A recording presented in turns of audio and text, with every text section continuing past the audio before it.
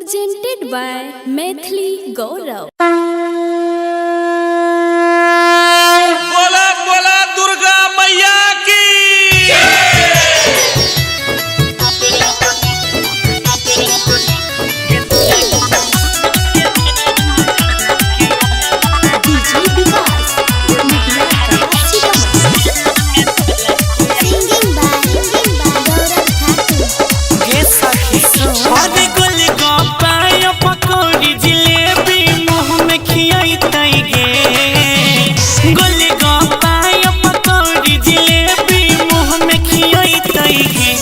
दुर्गा पूजा के मेला में टोला के छौड़ा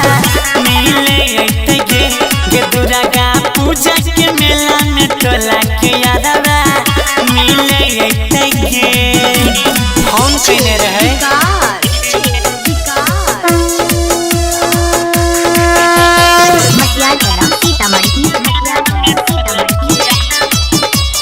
Mixed by Guddu Gudes.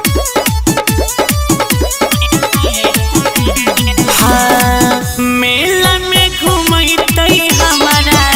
सबका दुकान के जे जे कहबै किन देते मनिहारा सामान के बड़ी माने छे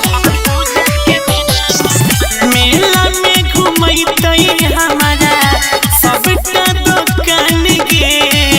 जे जे कहबै किन देते मनिहारा सामान के कोरी लेबै भेंट होइते न लेट गाड़ी से अइते गे कोरी लेबै भेंट होइते न लेट गाड़ी से अइते गे दुर्गा पूजा के मेला में टोला के लाभरे भेंट कइते गे सखी कोइने छियै हम सबर लाभरे भेंट कइते गे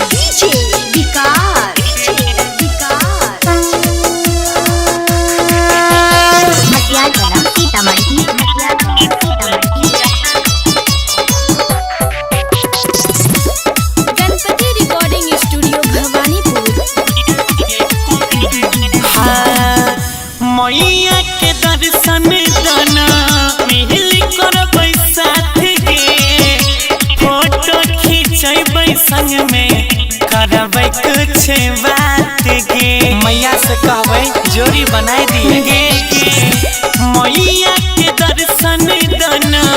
मिल करबै साथ गे और अंश मेला देखैते धारी हमारे हाथ गे गौरव अजैया उड़ैते रुपैया झूला झूलैते गे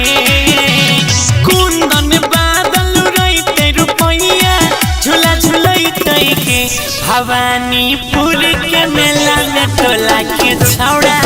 मिले अइते गे दुर्गा पूजा के मेला में टोला के छौड़ा